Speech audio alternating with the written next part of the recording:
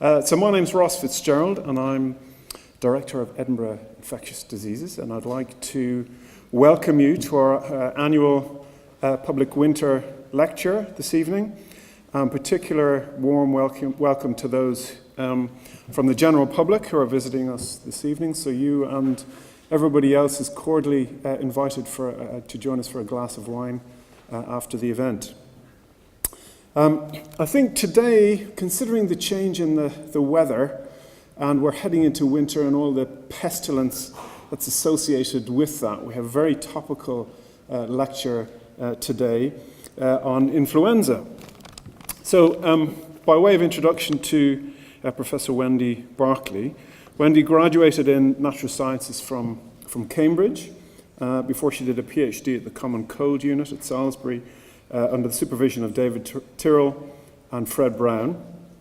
And she studied the human immune response to rhinovirus. And she then went on to study molecular virology skills as a postdoc with Jeff Almond at Reading, and then Peter Palese at Mount Sinai School of Medicine in New York, before she then set up her own group in Reading and was there for a number of years before she moved to her current position in Imperial. So she has a particular focus, as most people know, on respiratory viruses and a major focus on influenza. And she's made some huge contributions, I think, to understanding in general of the biology of influenza. And she also involved in translational science in terms of looking at action and resistance mechanisms of antiviral compounds, and also looking at attenuated virus backbones for influenza vaccines. So as well as the excellent science that Wendy does, she's also very involved in public engagement. And she was awarded this year with the 2016 Peter Wildey Prize by the Microbiology Society of the UK in recognition of the work that she's done to inform the public about real and perceived risks of pandemic flu, and as we've just been discussing here, ensuring an open debate about gain-of-function virology studies. So I think she's going to tell us about some of those things now. So could you please join me in welcoming Wendy to give her lecture?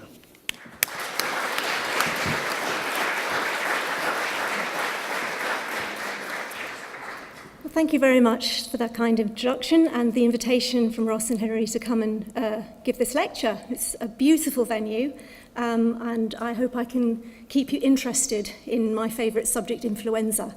Working on influenza is a real easy way to get into public communication and talking about your science, because everybody's got an opinion about influenza.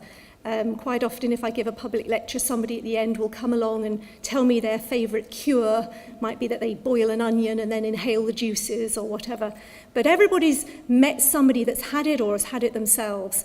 There are an awful lot of fallacies and controversies caught up, and it's a favourite subject of the newspapers, as we'll see. So my aim today is to tell you at least one story that's in the news at the moment, and to try and sort of guide you through it so that you can understand some of the science and some of the interest behind the story.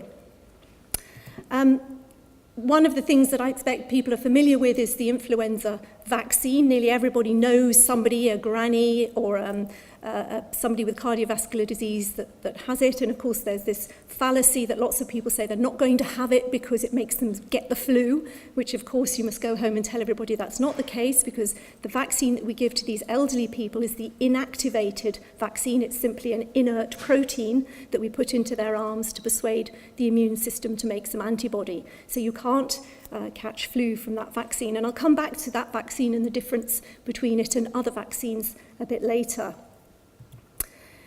Another thing that's often in the news is the threat of bird flu, and the latest kid on the block is H5N8. Everybody's talking about that one. It's similar, but not the same as the H5N1 viruses. And of course, what everybody wants to know is this the one? Is this the one that's going to make it and become transmissible and spark the next human pandemic? And I've been very much involved in trying to predict, use the crystal ball and risk assess various viruses. And I'm going to touch a little bit on bird flus as I go through to explain some of the things we've learned and how that informs things going forward. But one of the other things that I'm not really going to dwell on, but I'm very happy to take questions about, is the whole Tamiflu controversy. There's another reason that flu is often in the news is that the government spent millions, about £500 million, stockpiling this drug because of the threat that the bird flus posed through the early part of the 21st century. And of course, you probably will have read in the news that there's a debate about whether or not this was money well spent, whether or not this drug is indeed useful in seasonal flu, and the problem that we really have, I think, there is that the drug has not been tested under careful case control studies in a pandemic situation. And when pandemics do arise, if we haven't planned properly for the events and set up the trials and the trial study protocols in advance, then it becomes very difficult to do those proper experiments. Flu is always in the news. This is a snapshot of just 4 articles that I downloaded last week when I was thinking about this lecture. And I think you can see the different aspects. So we've got H5N8 that's arrived in mainland Europe, and there are various chickens around being culled because it's reached those farms. There's a very nice paper in Science last week with some rather complex immunology saying that the first time you ever get flu in your life affects all the rest of your immune response to things later on, and that can explain why some people get sicker from some viruses and others, and whether or not that underlies this revelation from the Iron Duke, Prince Philip, that he hasn't had flu for 40 years, who knows. That was actually a quote because he was present at the opening ceremony of the Crick Institute down in London last week, and he was party to some lectures about the World Health Organization Collaborating Centre there. And how that works, and he was apparently telling the scientists there that you can go for 40 years and not have any flu.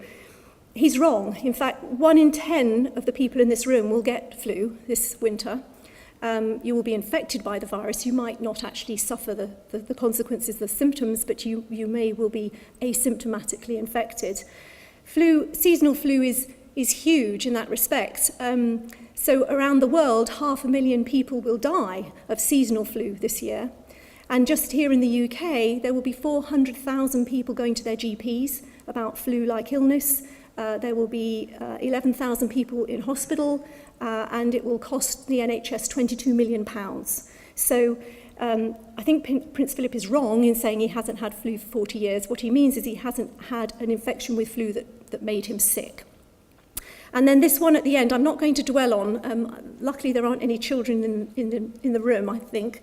But anyway, the intimate ingredient is not one I'm going to discuss any further. But you can go and look that up in the Daily Mail if you're interested. So the subject that I am going to sort of spend most of the time on talking to you about is this article, which actually appeared yesterday in the Evening Standard, and in which I am quoted. So I thought I'd sort of explain my position to you. So the news came through in the summertime, actually, that this new type of flu vaccine, which is being given to children, is not doing very well at all in the United States.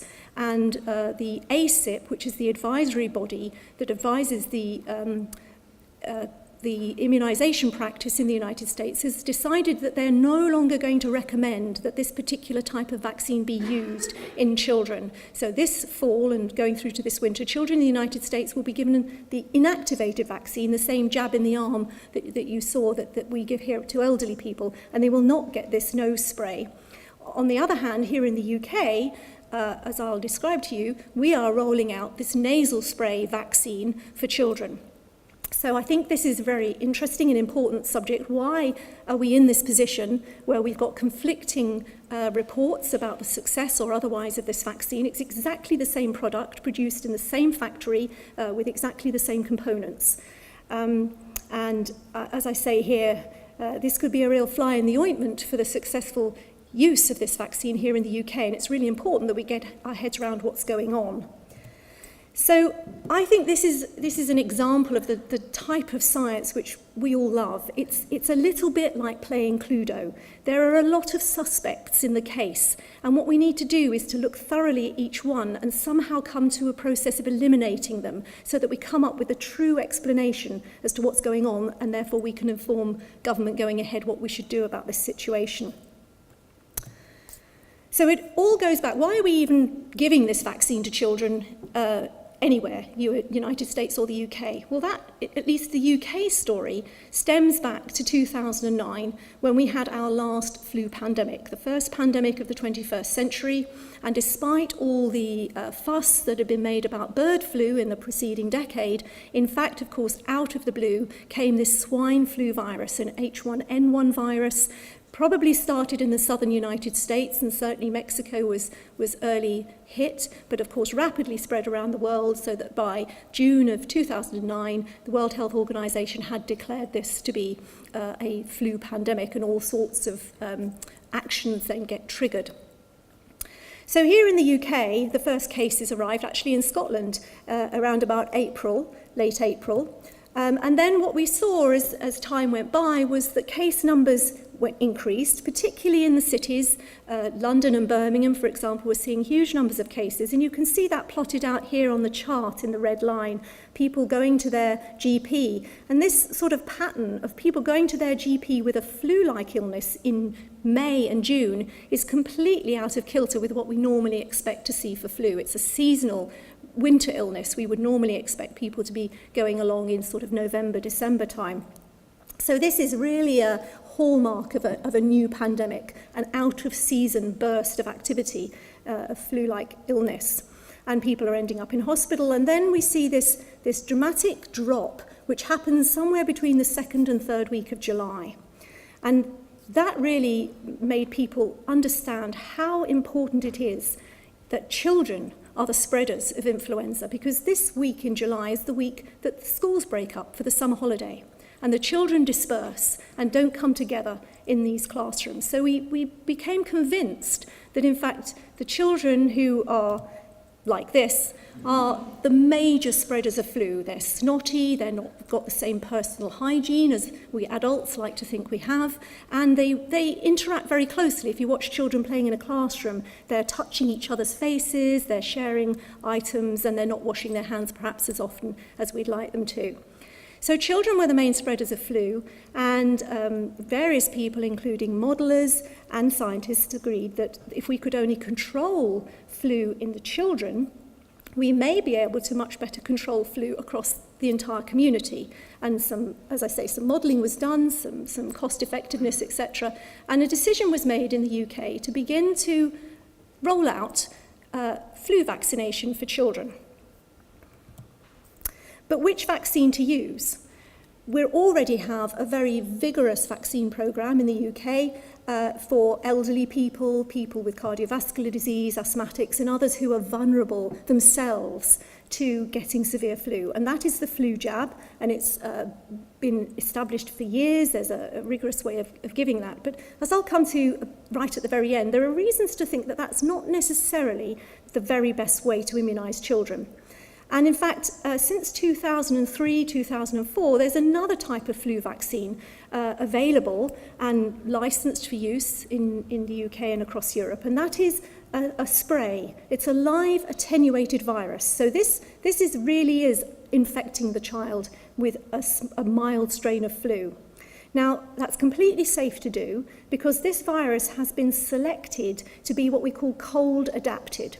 And what that means is that it's a crippled virus. It can replicate only in the nose, where the air is cooling the tissue, because the cool air, especially if you're in Edinburgh, goes in and out of your nose and cools down your nose environment. So this virus can replicate in those cold temperatures, but were the virus to begin to descend to the lung, where it would meet core body temperatures of 37 degrees, the virus would be completely inactive, unable to replicate. So there's no possibility that these children can get a viral pneumonia or even a severe flu case. The virus is attenuated, it's crippled, and we simply give a mild dose of this crippled virus into the nose of the child. The great thing for the children is there's no needles involved, it doesn't hurt, it's very quick and easy to administer. And in fact, where it's been used so far, it's gone down very, very well. So just a sort of reminder of what's going on there, if you could zoom in and look in the nostrils, basically what you have is this layer of ciliated cells in which the virus can begin to replicate. And if you squirt that virus into the child's nose, then what will happen is the virus will enter those cells, it will begin to replicate itself and make millions and millions of copies of itself. And then at some point the immune system will kick in and make these little Y-shaped antibodies specific for those viruses that are infecting this recipient of this vaccine. You'll notice on my previous slide, if you look hard and you had eagle eyes, that the little round dots which were representing the virus replicating were in 4 different colours. And that's because there are currently 4 different human influenza viruses which all circulate, and any one of those could be the one that infects you this winter. There are 2 types of virus that we call influenza type A, and there are 2 types of virus that we call influenza type B. And there's no cross-reactivity between them, so you need to induce antibodies in a vaccine against all 4. So the vaccine that we give people is called a quadrivalent vaccine. Until about 3 years ago, we gave a trivalent vaccine with only 3 of them, and then people found it very difficult to decide which influenza B should be in the vaccine that year, so it was decided to just put them both in every year and turn the vaccine quadrivalent. You'll notice that of the influenza A viruses, which are the ones which people tend to associate with more severe disease, but the flu Bs are important, the green virus here is the one which is in fact derived from the pandemic that emerged in 2009. So when we have a pandemic and a new flu enters the human population, it doesn't just disappear after a year or 2. It stays with us and turns into a seasonal flu virus, coming back year after year, changing slightly, requiring us to update the vaccine to keep pace with it in that sort of cat and mouse running race that we have with the virus. And similarly, this H3N2 virus, this is another influenza A, which is actually a derivative of the pandemic that we had way back in 1968, which is still with us and comes back every year. So we have these 4 viruses mixed together. They're all crippled. None of them can replicate in the lung, but they can all replicate a little bit in the child's nose. And we spray that up the child's nose, and the replication will go on for 1 or 2 days. And after that, we hope that the children will have antibodies that will protect them against the real viruses if they were to come into contact with someone who was breathing out one of those real viruses. Why don't we give that vaccine to everybody? Then we wouldn't have to jab people in the arm. Well, there's a reason for that. This little picture here, which involves some of my family members, is supposed to represent a lifetime of flu. So as I've said, every one of us gets flu, let's say every 5 to 7 years. So by the time you're 15 or 20 years old, you've had 3 or 4 flu episodes in your life, and of course by the time you're reaching my age, you've had many more than that. Each one of those viruses could be subtly different on the outside, so that the antibodies that you've made don't protect you against the new version of the virus. But the thing about influenza viruses is that they tend to be much more conserved, much more similar on the inside. And by on the inside, I mean that the spike proteins are the things that your antibodies see, but there are lots of other proteins that the virus makes as it replicates in your cell. And you can make a different type of immunity to those. You can make cellular immunity to those, which tends to be much more broadly cross-reactive, but doesn't actually protect you from getting infected. So there are 2 types of immunity to flu. There's the antibodies, which we like to think protect us completely from infection. And then there's this broader cross-reactive immunity, which, if you've got it, means that you will get infected, but you'll be able to clear the virus much more quickly from your body, and therefore you won't suffer for so long, and hopefully you'll be able to contain the virus and not get as sick as you might otherwise do. So as you go through life, your broad cross-reactive immunity builds up year on year as you accumulate more and more experiences of flu viruses, which are pretty much the same on the middle. And every time you get a new infection, you get a bit boosted in that type of immunity. Now, what that means is that by the time you get to sort of adulthood, you've experienced enough flu and you've got enough of this cross-reactive cellular immunity that a crippled virus, like this live attenuated vaccine we can spray up children's noses, just won't replicate in you at all, because your cross-reactive cellular immunity will jump on it and contain it and stop it from being able to replicate. So when the live attenuated vaccine strains were being tested in adults, they simply don't work. You don't get enough replication in the nose to induce the antibodies that you need to induce. And in fact, it's much better, therefore, to just jab a fragment of the spike protein, the hemagglutinin, into somebody's arm to deliver it that way. But when we're talking about these young toddlers and young children who haven't yet built up this cross-reactive immunity, then the live attenuated vaccine is easily administered, it's very efficient, and it not only stimulates the important antibodies to the spike proteins, but it also stimulates and gets going early that nice cross-reactive immunity, which will protect them from a severe infection, even if they do catch the virus. That first infection, therefore, that the children get can be the worst one because they haven't got any of that cross-reactive cellular immunity. And that's probably why we see in any flu season, this sort of the worst cases at the very early end of the age spectrum and, of course, at the late end of the age spectrum where that immunity is beginning to wane. So this live attenuated vaccine was considered to be a good idea. The idea is that we give it to young children in nurseries, nursery-age children, and in schools. And hopefully what that will do is it will protect the children against flu, but it will also reduce the spread of flu.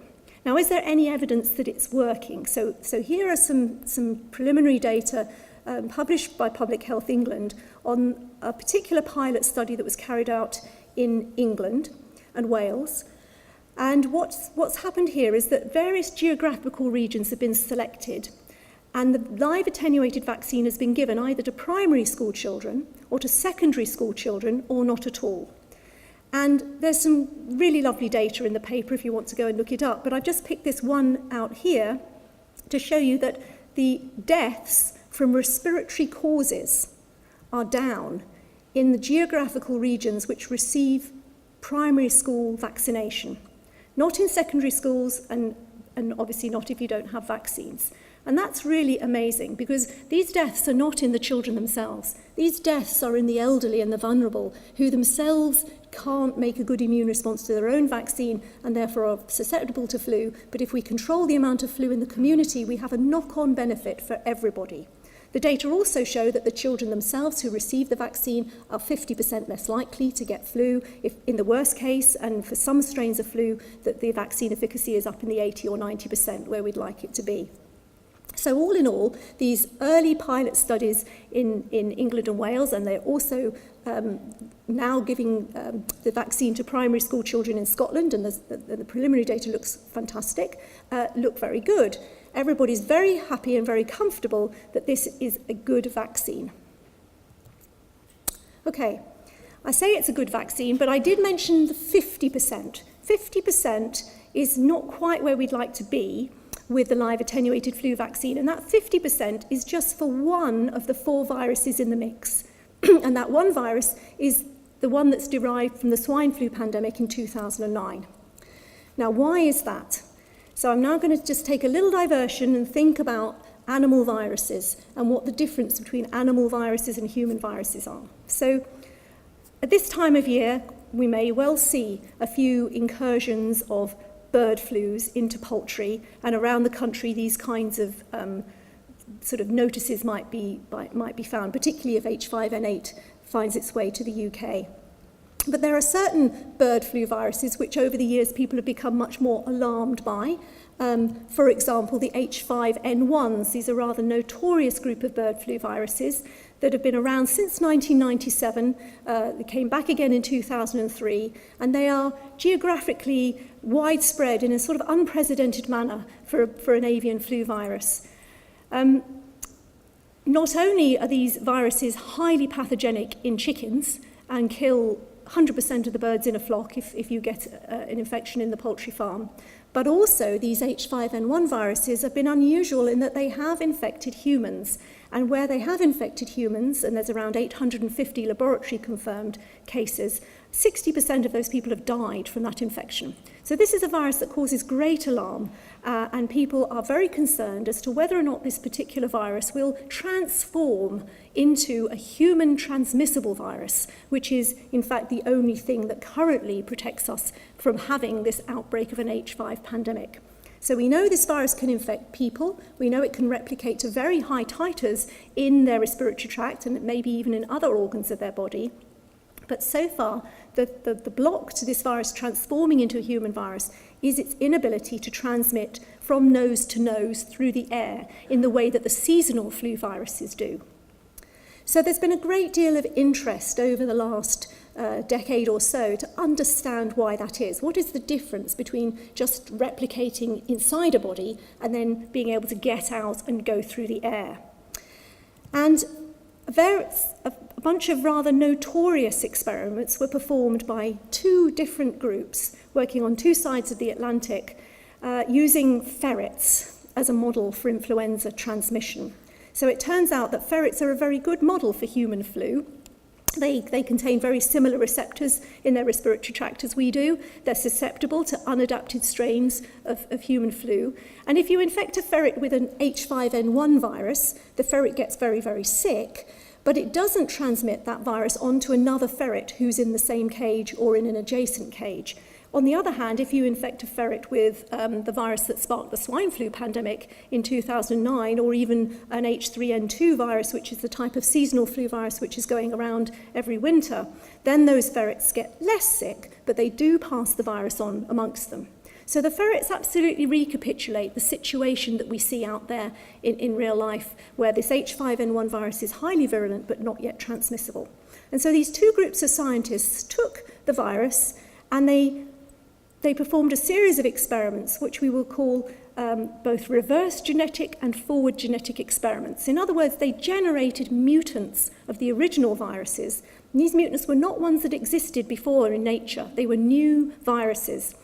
And they eventually found an H5 mutant which would transmit through the air from ferret to ferret. Then, of course, they were interested in understanding what was the difference between the mutant and the original virus. And there were several differences there which were predictable and that we already knew about. But there was one key difference which was completely undescribed before that work, which I think is the major breakthrough of the findings, which of course sparked a huge controversy, which is known as the gain-of-function controversy, because these scientists created a virus which didn't previously exist but which was dangerous to man.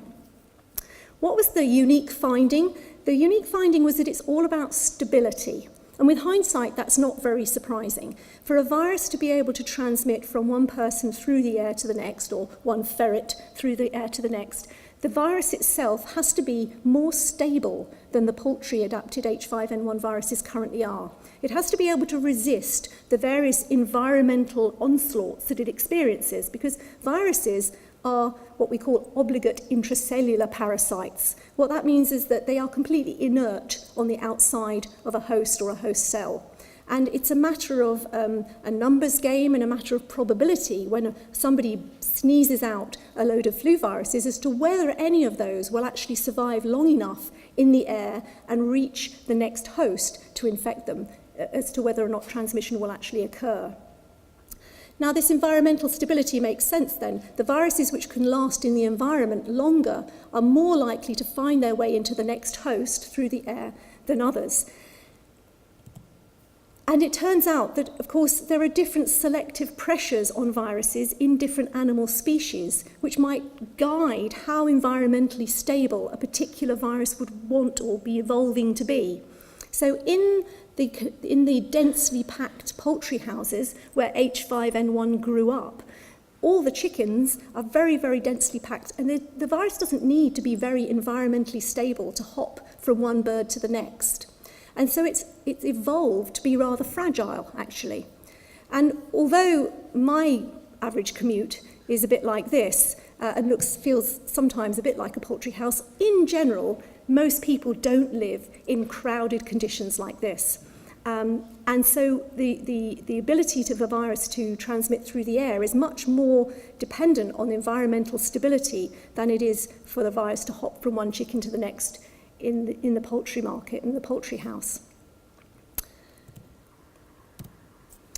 It's a tough life being a flu virus. You not only have to float through the air and find a new host in sometimes quite dispersed conditions, but when you reach that new host, this is the sort of environment you're faced with. This is the view of the respiratory mucosal epithelium. It's got all these ciliated cells which are rapidly beating out any particles that land on the respiratory tract, and it's got these goblet cells which secrete a layer of mucus over the top, which acts as a barrier for viruses coming in there. And if you actually sample that mucus layer, what you'll discover, it's mildly acidic. I did an experiment on the undergraduate students in my class this year, and I made them nasal wash each other and then using a pH paper find out how acidic their noses were. And the average sort of nasal pH was around about 5.8 or 5.9. So that's quite acidic for a biological entity. And certainly for a flu virus, many of the poultry-adapted flu viruses simply fall apart if you sit them in an acidic environment like that, including H5N1. So as H5N1 was being breathed out from the original infected person, landing in this hostile environment, not doing a very good job of penetrating the mucus to the layer below, and then all the while being exposed to acidity, it was just falling apart, and that explains why it doesn't transmit. Now, why is that important in the whole story I'm trying to spin to you about live attenuated vaccines? Well, if we think about pigs and the way that they're farmed, it's not really so different than the poultry house. And it turns out that the pig viruses, the pig swine flu viruses, are also relatively fragile as viruses because they have evolved and grown up in this environment where being fragile is not a problem for them. And in fact, it turns out to be an advantage. But of course, that virus, when it transformed from pigs into humans, was also relatively fragile compared with the other viruses that are going around in the seasonal flu. So although when it first emerged and it had 6 or 7 billion naive individuals to infect, that was okay, as time goes by and we all become slightly immune to this virus, then the virus is a little bit too fragile to work, particularly if you engineer it into a vaccine strain. So those 4 different strains of flu that get put into our vaccine strain, one of them, the green one, the one derived from the swine flu vaccine, is much more fragile than all the others. And what that means is that when you spray that quadrivalent formulation up the child's nose, one of them, the green one, doesn't really infect terribly well. It gets inactivated in the nasal mucosa before it manages to infect the cells. And those of you who are really eagle-eyed will see in this situation, there are no little green dots. There are no viral progeny from the pandemic component of the vaccine, and there are no green antibodies. And this is the problem that we've been facing, that making vaccine, live attenuated vaccine from pandemic viruses or pre-pandemic viruses is very difficult because they don't replicate very well in the human nose. And when the virus is already crippled and when it's already competing with 3 other viruses which are very well adapted for replicating in the human nose, it just doesn't do well enough to induce enough antibodies to protect. Now here in the UK, that meant that in contrast to the influenza type B viruses and the H3 viruses, where with the live attenuated vaccines we're seeing vaccine efficacy of 80 or 90%, for the pandemic strains we're only seeing 50%. And that's a little bit worrying. We'd like to do better. But actually, the problem really comes when you get to the United States. And for some reason, which I'm going to explore now, in the United States, the vaccine efficacy in the last 2 years for the live attenuated vaccine has been 0. It simply hasn't worked. There's a big CDC study which suggests that the live attenuated vaccines are just not working for them. Now, as I've said earlier, this is a puzzle because it's exactly the same vaccine, exactly the same virus is made in the same factory and given out. So why would it not be working in the United States where it is working in the United Kingdom? It can't all be about the fragility of the pandemic H1N1 virus. So what's the other difference between us and the United States? Well, actually, it's that they got on the live attenuated vaccine wagon earlier than we did. FluMist, the live attenuated flu vaccine, has been licensed and used in the United States since 2004. And what that means is that the children who've received it since 2004 have perhaps turned more into adults in terms of their flu experience that they might otherwise have done. Instead of being infected by a flu virus just once every 5 to 7 years, some children in the United States may have received their spray of flu vaccine every year since the age of 2, and they're perhaps now 8 or 9 years old. That's a lot of flu, and that would build up a lot of this cross-reactive immunity. So that's good. It means that they can control a virus to a degree. They're not getting severely ill, but it means that they're not now able to replicate the vaccine in their nose because the vaccine is too crippled to replicate in the face of that cross-reactive immunity. So they don't have what we call sterilizing immunity to the virus anymore. They can still get infected, and that reads out as a vaccine failure. So I think, to sum up the game of Cluedo, there isn't a single culprit in the house. What we have here is a little bit like the solution to Murder on the Orient Express, which any of you who have read the Agatha Christie novel will know. It turns out that everybody did it. So we've got a perfect storm. We've got a virus which is fragile. We've got a vaccine which is being given in a quadrivalent formula, which means that a fragile virus is trying to compete with some other much better adapted viruses and therefore is not working very well. And in the United States, we've got a cohort of children who've received so much of their live vaccine that they're not responding very well to the fragile components of it anymore. So, where do we go from here? Well, the recommendation in the United States is that they're not going to use the FluMist, the nasal spray, anymore, but instead they're going to give children inactivated flu vaccine. Now that rings alarm bells, at least for some immunologists and vaccinologists elsewhere, for example, in Europe, because some people believe that getting your early infections with flu and building up that cross-reactive immunity to the virus is very important. If we give children inactivated flu jabs in their arms, they're going to get sterilizing immunity to flu strains, and they won't build up the cross-reactivity. So that's great as long as we always get the vaccine matching right every year. But as I'm sure some of you will know, some years when the World Health Organization do their very best to predict what the next year's strain is going to be and make a vaccine which will match that, they get it wrong. And then we have an outbreak of seasonal flu because there isn't a good, and the people who receive their vaccine don't get protection. And under those situations, children who haven't built up their cross-reactive immunity would fare very badly because that would be their first real experience of flu.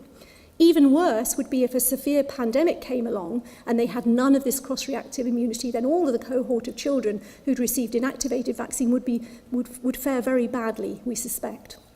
So I think just simply turning to the other vaccine for children is not necessarily the solution. I think what we have to do is understand the science behind all of this and come up with some solutions, because live attenuated vaccine is a really good idea. Children like it. The uptake in the UK and in Scotland where it's rolled out has been really great. And it's easy to give, and when used properly and when it's working, it can be really very effective. Not only that, but you can make 30 doses of live flu vaccine from every egg that you use in the manufacturing process. But you can only make 1 dose of inactivated flu vaccine. So in a situation where a very severe pandemic were to arise, we wouldn't be able to make enough vaccine for all the people who needed it if we were only relying on inactivated vaccine for our mitigation strategies. So let's hope that we don't get another 1918 flu arising. But if we do get a pandemic and it's severe and we want a rapid response for the whole world to be able to benefit from flu vaccine, then probably working out how to make a pandemic live attenuated flu vaccine is the only way to go. And on that happy note, I'm going to leave it. I'm very happy to take some questions. Thank you.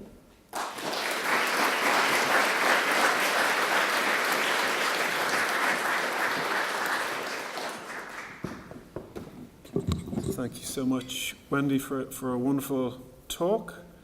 So there's a roving mic there. Stephen is on hand.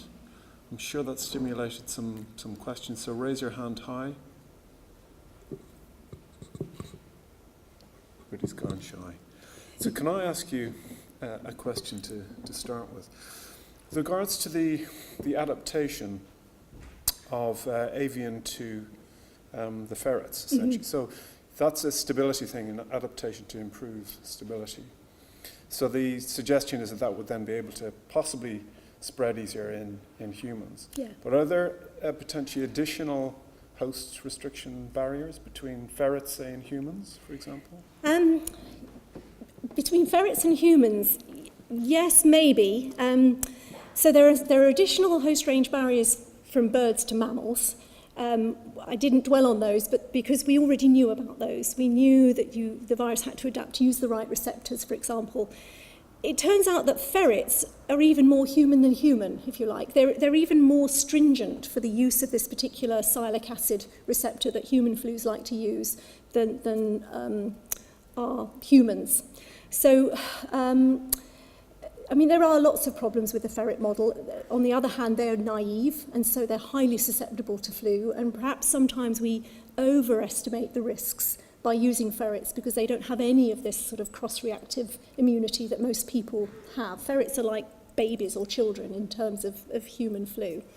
But other than that, I mean, the other barriers really are all there with the ferrets that we know of, at least. And so far, the correlation between transmissibility in a ferret and transmissibility in a human is really good. It's not just the sort of human adapted avian differences, but even when people have looked at seasonal flus that come in those different flavours, influenza B or H3N2 flu, and you put that in ferrets and then you compare that to what you know of epidemiology in real life in humans, the matches are very good. The efficiency of the system seems to match. So it's the best we've got, and I think you'd be hard pushed to find a better animal model for this, actually. Hi there, I've got two quick questions. With the sort of large-scale change in pig husbandry across Europe, where you're getting a lot more outdoor pigs, you're also getting increases in wild boar, are we likely to induce a more robust virus in those animals because you haven't got the close contact? And also, in your polyvalent vaccine, if you've got one that's not growing very well, why don't you overrepresent it in terms of the numbers? Yeah, so the second point, that's excellent. And in fact, you may know that the polio vaccine, which was given as a trivalent formula of 3 different serotypes of polio, had exactly this problem where the type 2 didn't work very well, and the solution was just to increase the amount of type 2 in the formulation. So one obvious thing that one could try is just putting more of the weaker one in. But it might also be that one could select or engineer a virus that actually just does better in terms of replicating, but doesn't change its antigenic behaviour, so it still induces the right sorts of antibodies.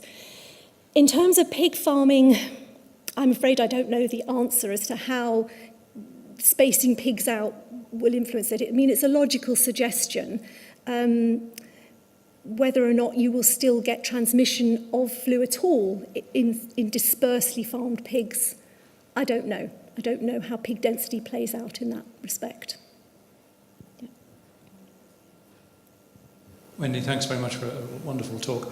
One of the other defences for the gain-of-function work was by identifying the mutations or the sequence of mutations that lead to transmissibility, you can actually inform molecular surveillance efforts.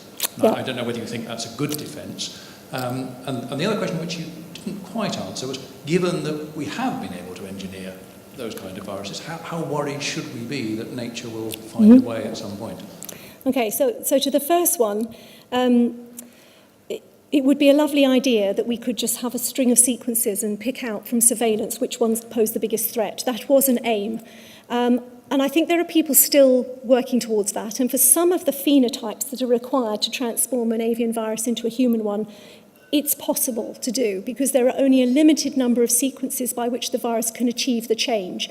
So, for example, the receptor binding change from binding to the bird-like receptors that are alpha-2,3 linked sialic acid to the human-like alpha-2,6 linked sialic acid receptors, there's only a certain number of amino acid differences in hemagglutinin that can make that happen. But the problem with the pH stability is that it turns out that there are all kinds of different mutations up and down the hemagglutinin by which the virus can achieve or become more or less pH stable. And so I think you're going to have to turn to surveillance that isn't necessarily sequence guided, but is phenotype or biologically assessed. And it's not impossible to think that something as straightforward as stability, that there could be some quite simple tests that are devised. I mean, you can tell the difference between a stable virus because one of them you can leave on the bench overnight, and one of them, and one survives and one doesn't. So the tests that you could develop could be pretty simple and could be achieved in labs all around the world. It's just knowing now that stability is something to look out for, which is very important. Sorry, I didn't answer about the barriers as well. So the gain of function also told us that there are at least 4, if not 5, mutations that are required of a H5N1 to transform into a transmissible virus. So I think we take heart from that. Yes, we should be worried, but there aren't any viruses out there in the wild that combine the key ones at the moment. And I think that probably tells us that after nearly 13 years of being spread across the world in a pretty geographically and historically unprecedented number, this is a big barrier even for this RNA virus to achieve. So it may well be that H5 is just too far away. It's just too difficult for it to get there, and there might be others around the corner which are going to get there faster. Similar kind of question. What reassures us that the cold adapted, was it attenuated viruses, don't recombine with another flu infection or themselves mutate to adapt to 37 degrees and replicate? Yes. Well, I mean, I suppose the scenario in which that would happen would be if you've already got the wild-type virus anyway, so you've already got it. So what you're going to do is recreate what's already out there. So the only situation in which I think that could be really a problem is if we decided to go ahead with something like a pre-pandemic live attenuated vaccine. So if we decided now to vaccinate everybody against a human-adapted H5 in a live attenuated version, and then somebody got co-infected with a wild-type H3N2, for example, then you could create that reassortant, which was now much fitter and much better adapted and could transmit. So I think everybody's kind of agreed that one wouldn't use the live attenuated vaccine for a pandemic until the pandemic had actually emerged and taken a hold.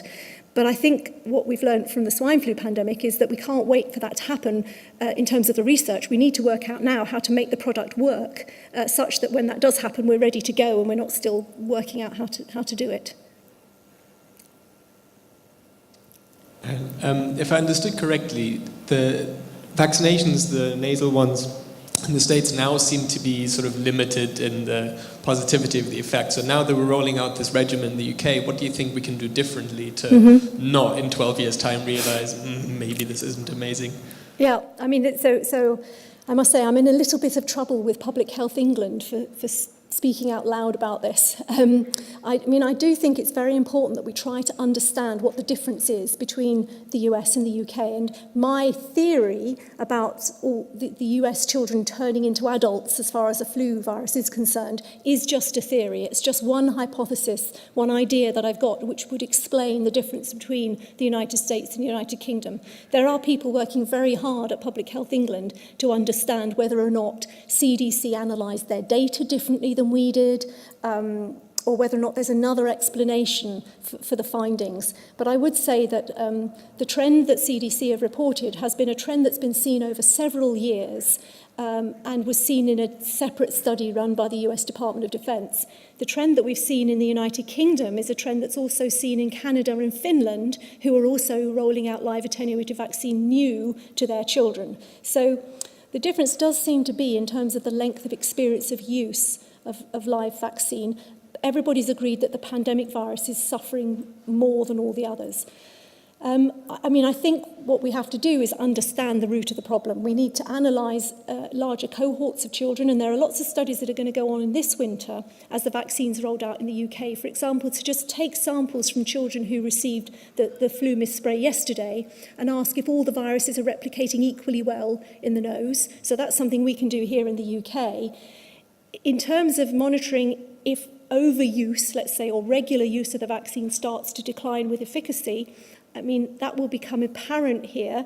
And if we keep a close eye on it and see inklings of that happening in early years, then perhaps we can adjust the number of uses of the vaccine through childhood, such that you might only receive it when you start each school, rather than receiving every year while you're in school. I would like to ask two questions, mainly curiosity.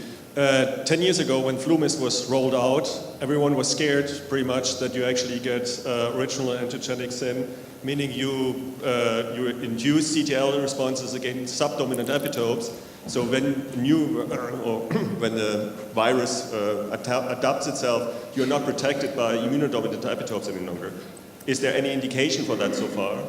And the other question is, if you get a flu shot, you are protected, you don't die of it, but is it actually that you get infected sufficiently enough to actually raise or reinvigorate your CD8 T cell responses so that you actually form memory already for the newest strains? Mm-hmm. So I think, in answer to the second question, the general feeling about the flu shot itself is that it induces such a high level of antibody, and the aim of the vaccine is to induce sterilizing immunity, to prevent infection in the first place, rather than what you were suggesting with the boosting. And that is the worry, that basically children who've not really established that baseline cellular immunity won't get it and won't boost it each year. They'll remain relatively naive to new strains. I mean, in terms of cellular immunity to the live vaccine, I mean, the correlates of immunity for live attenuated flu vaccine are still not known, and this is one of the problems that is facing the manufacturer at the moment, in that it would seem that the normal thing that we measure in the flu jab, which is an increase in antibody levels of a certain level using a hemagglutination inhibition test, that doesn't really explain the vaccine efficacy, which would suggest that there is a component of something else that we're not measuring. But whether or not that's CTL, CD8 epitopes, whether or not it's antibodies that are made to different parts of the hemagglutinin, which is becoming a very trendy subject, you know, are there stem antibodies or whatever also there, I don't think is clear at all. And I think the manufacturers have a problem because they haven't got a correlative immunity. Just to come back to the lack of efficacy in the live vaccine in kids in the US, if your hypothesis is correct, would that mean that the efficacy should be normal in, let's say, 2- and 3-year-olds? Yes. Have they looked at that? So some breakdown of age has been done, but the finest breakdown that I've seen is 2- to 7-year-olds and 8- to 14-year-olds, and it didn't really reveal anything. But I think the problem there is that you've got to do a much finer breakdown, and the numbers in the studies are not sufficient to do it, because you come down to them very, very small numbers. So I think we have to have a bigger study, and we have to look very specifically. So the argument that's being made by the manufacturer, who would hate to think that you can't use their product every year, is that that they have done studies where they've looked at vaccination in the previous year. And to be fair, that doesn't show any difference in efficacy. So 1 year previous, that it's not showing up. But I would argue that that's not enough, and that it's this sort of continuous yearly boosting of that type of immunity which is turning the children into adults prematurely. Is there any evidence that the live attenuated vaccine works better in colder countries because it's a cold adapted virus? Well, it's interesting. I mean, the only other countries that are using this particular product are Finland and Canada, and I guess they're pretty cold. And there was some debate in the first year that FluMist failed in the United States. The manufacturers did some very careful cold chain tracing to see whether or not the lorries that had delivered the vaccine had been sitting around for too long and the vaccine might have warmed up. And there was some inkling that that was the case. And they then changed their product and put a new component for the pandemic H1, so the swine flu strain, in that was more heat stable. But unfortunately for them, that seemed to have made things worse even than before, and it certainly didn't improve the situation. So I don't think we've got evidence that it's a hot-cold thing. And the other thing to say is that in other parts of the world, there is another version of the live attenuated vaccine, which is based on a different set of viruses that are also cold adapted. They're called the Leningrad strains, and these are ones which the World Health Organization would hope to roll out to quite a few of the third world countries in the face of a pandemic if they couldn't make their own vaccine. And they have also failed. So it would appear a general problem with the pandemic, the swine flu strains and the pandemic strains in live attenuated vaccines. You mentioned in the controversy around Tamiflu that we haven't really had the chance to test it with an RCT or test it with the sort of rigor that we would want to in a pandemic situation. And I'm curious about what we can do as a scientific community, perhaps with governmental regulations, perhaps with writing protocols in advance, perhaps with the science that we're doing now, to be prepared to roll out a vaccine more quickly and to be able to test it in a pandemic situation as quickly as possible. What's being done now and what could be done additionally? Yeah, so what I should say is that retrospective analyses of the use of Tamiflu in the last pandemic looked very encouraging, and it looked as if it was very efficacious in the heat of the moment against a severe strain. And probably the message is that the time to use Tamiflu is in severe cases under those kinds of conditions. The most of the studies that were done on Tamiflu towards licensure were done at a time when seasonal flus were not really causing very severe illnesses, and so the difference in duration of symptoms, etc., were not going to be very big because it wasn't a dramatic disease anyway. There are lots of protocols already written. There are sleeping protocols which will be activated in the next pandemic to do those tests properly. There are lots of groups who have that kind of thing set up now. With hindsight, it's an easy thing to see that should have been in place before now, but it is. So I would hope that going forward in the next pandemic that there will be some properly controlled studies done. But I think the danger for the manufacturer is that this drug comes off patent next year. So generic forms will be available, and so there is a worry about how that will impact on who's going to make it, what will be available and how it will be used. I guess just sort of on that note, how does the commercial world react to it? It strikes me as a commercial manufacturer, it must be a nightmare of a disease to work in. Is there a lot of innovation? Is there a lot of good translation of academic and industry research to address these issues? Yeah, it's a very good point. I mean, I think several of the pharmaceutical companies are quite fearful, or not terribly interested in going into flu. It's a difficult disease to treat. I mean, the other thing to say that I should emphasise about Tamiflu is a very good drug. It's a good antiviral, and if you put it on cells in the lab, it works brilliantly. The difficulty with flu is that the clinical signs and symptoms of flu aren't apparent until 2 or 3 days into the illness, by which time the peak of virus replication in most healthy people is over, and it's simply going to be a sort of giving a helping hand rather than saving the person. So that's why I was saying when the studies on Tamiflu were done in the early days, it was quite difficult to show a big effect. And the Cochrane report, which reanalysed those studies that were released from the drug manufacturers, sort of showed 24 hours at best, a shortening of illness from 5 days down to 4 days. I mean, that's as good, I think, as you're ever going to do when a patient isn't presenting until 3 to 4 days into their illness anyway. So I think there is a real challenge, and one of the things that I think is needed is a better diagnostic, because a lot of people are going to doctors and GPs or even to hospitals and knowing that it's flu that they've got, bearing in mind that antiviral drugs are not like antibiotics. They're very specific for the particular virus that you're going to treat, and so you need to know that it's flu before you give the oseltamivir Tamiflu dosing.